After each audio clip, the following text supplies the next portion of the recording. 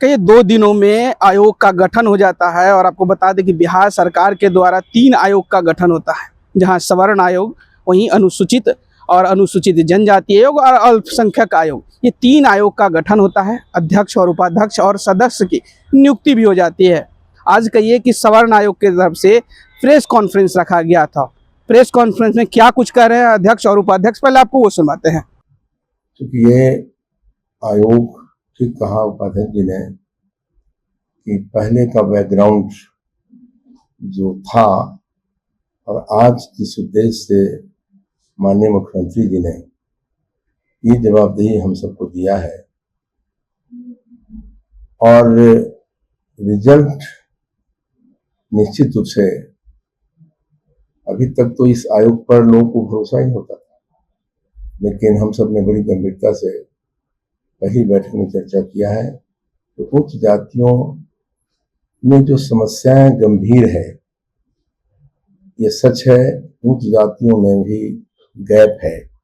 एक और उच्च जातियों में जिसको कहते हैं साहब राजपूत, भूमियार, ब्राह्मण, कायस्थ या माइनॉरिटी के जो 2-3 हमारे हैं, धन है एक और धन बहुत है, क्योंकि ऊंचाई बहुत ऊपर है, लेकिन दूसरी ओर सवर्ण वर्ग के लोग भी भूखों सोना पड़ता है, उनको भूखे रहते हैं, दोनों टाइम रोटी नहीं मिलती है। ये भी तस्वीर इसी समाज में है, हम सब महसूस किया है। ग्रामीण प्रदेश में सब हम सब रहते हैं, उसके लिए गंभीरता से विचार हम सबको करना है, किया है। उन गरीब सवर्णों को हम लोग क्या क्या कर सकते हैं उनके हित में, और उस अनुशंसा पर माननीय मुख्यमंत्री गंभीर होंगे। ये सब माननीय सदस्य चिंतित हैं। इस वर्ग के लिए हम सबको निश्चित रूप से कंक्रीट बात करनी है। उसी कड़ी में जैसे पहला हम लोग के सामने बातें आई है कि ये लोगों को अन्य समाज के लिए भी सरकार ने तो व्यवस्था की थी, हम उनको पठन पाठन की व्यवस्था पहले करना चाहते हैं। शहरों में या अन्य जगहों में गरीब सवर्ण रहने की स्थिति में नहीं है, तो एक प्रयास हम लोगों ने किया है कि हॉस्टल की व्यवस्था हो। जो लोग नहीं साधन संपन्न है, वैसे गरीब बच्चे हॉस्टल में रहकर पठन पाठन कर सकें। ये बातें हमारी प्राथमिकता होगी। फिर जनगणना के आधार पर हमें अभी कुछ देखना नहीं, कुछ ठोस हमारे सामने रिकॉर्ड नहीं है, फिर भी 22-23 में जो जनगणना हुई है, उस जनगणना के आधार पर हम लोगों ने कुछ प्रयास किया है कि 2-3 कमेटियां बनी है।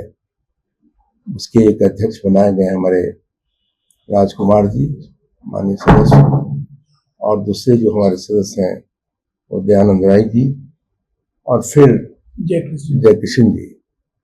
और ये हम लोगों ने निर्णय लिया है, हम लोग प्रयास करेंगे कम समय में कुछ रिजल्ट सामने दिखे, इसलिए 1 महीने के अंदर, मैक्सिमम 1.5 महीने के अंदर हमने उप समिति जो बनी है उससे चाहा है कि उनकी भावना क्या है, वो निकलेंगे, ग्रामीण परिवेश में जाएंगे और लोगों के बीच समीक्षा करके रिपोर्ट देंगे। फिर बैठकर हम लोग उसकी समीक्षा करेंगे और आगे की कार्रवाई पर हम लोग विचार करेंगे। अगली बैठक में फिर हम लोग बैठेंगे। आयोग की बैठक मैं समझता हूँ कि कम गैप में ही हम लोग करेंगे। और तीसरी बात हम लोग चर्चा किया है कि बात जहाँ कार्यालय हमारा है इसको भी आज ठीक ठाक करेंगे, जो काम लायक हो। क्योंकि ये बहुत दिन कई बीच में पूरा गैप हो गया, लोगों को काम करने में सुविधा हमारे कार्यालय को भी हो, उसकी भी चर्चा हम सब ने किया है।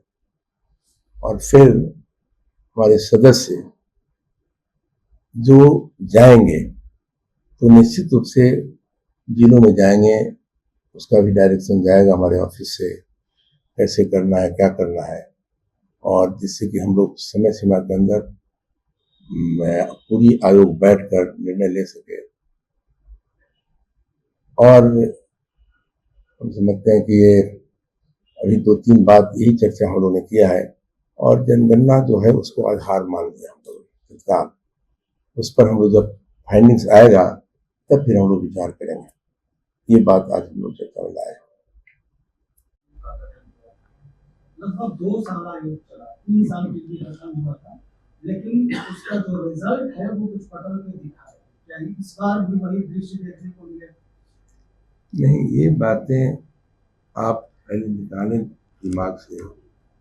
पीछे की बात पर हम लोग बहुत गंभीर नहीं है, क्या हुआ नहीं हुआ, ये जवाबदेही राज्य के माननीय मुख्यमंत्री ने दिया है और उनकी अपेक्षाएं हम सबसे है। इस समय सीमा के अंदर हम अपनी अनुशंसा माननीय मुख्यमंत्री तक दें, तो उसी को आधार मानकर हम कर रहे हैं। पीछे की कहानी में हम लोग समय बर्बाद नहीं करना चाहते। और पहले प्रामाणिक आंकड़ों का अभाव था। मैंने आपको कहा 1931 के बाद इस देश में जातिगत जनगणना नहीं हुई। जातीय सर्वे का पहला प्रदेश बिहार बना। अब हमारे पास एक आधार है और उस पर हम आगे बढ़ेंगे। तो निसंदेह हमारे पास जब डेटा होगा, आज सबसे बड़ी शक्ति किसी भी संगठन के लिए उपलब्ध डेटा बैंक है और डेटा हमारे पास है, तो निसंदेह जो भी अपेक्षाएं जनता की है उसको निष्ठा के साथ हम लोग पूरी करने की चेष्टा करेंगे।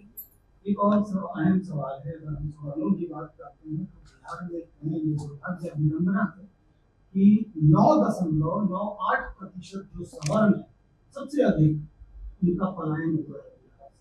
पलायन के सबसे पहले देखिए, जब जनगणना 2011 के बाद नहीं हुए तो फिर पलायन के आंकड़ों का कोई सवाल नहीं है, और जातिगत जनगणना 1931 के बाद ही नहीं हुए, तो ये प्रतिशत जो आते हैं, अब बिहार रिवर्स माइग्रेशन का प्रदेश बन रहा है।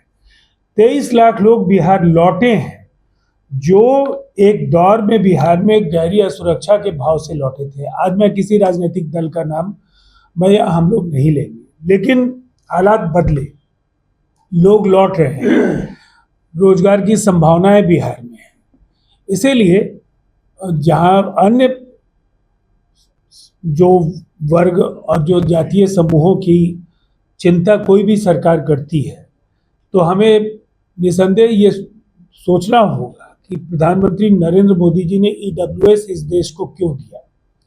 ईडब्ल्यूएस के बाद जो अपेक्षाएं ऊंची जातियों के लोगों की थी वो पूरी हो रही है। दूसरी तरफ बिहार के जातीय सर्वे के जरिए जो आर्थिक दृष्टि से पिछड़े उच्च वर्ग के लोग हैं, उनकी भी प्रामाणिक संख्या है।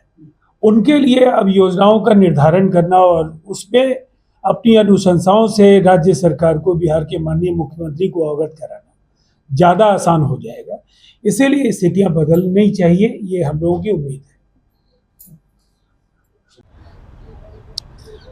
तो आपने सुना जहां अध्यक्ष ने कहा कि सवर्ण जाति में भी खास कहिए कि गैप है, जहां सवर्ण जाति में कुछ लोग ऐसे हैं जो धन संपत्ति से अच्छे स्थिति में है, वहीं कुछ ऐसे भी सवर्ण जाति में हैं जो धन संपत्ति से अच्छे नहीं हैं और काफ़ी गैप है। उस गैप को हम कम करने की कोशिश करेंगे और आने वाले दिनों में इसका रिजल्ट भी देखने को मिलेगा। फिलहाल इस वीडियो में इतना ही। इस वीडियो की प्रतिक्रिया आप हमें कमेंट में जरूर दीजिएगा और ऐसे ही तमाम खबरों से जुड़े रहने के लिए देखते रहें आर्यन खबर।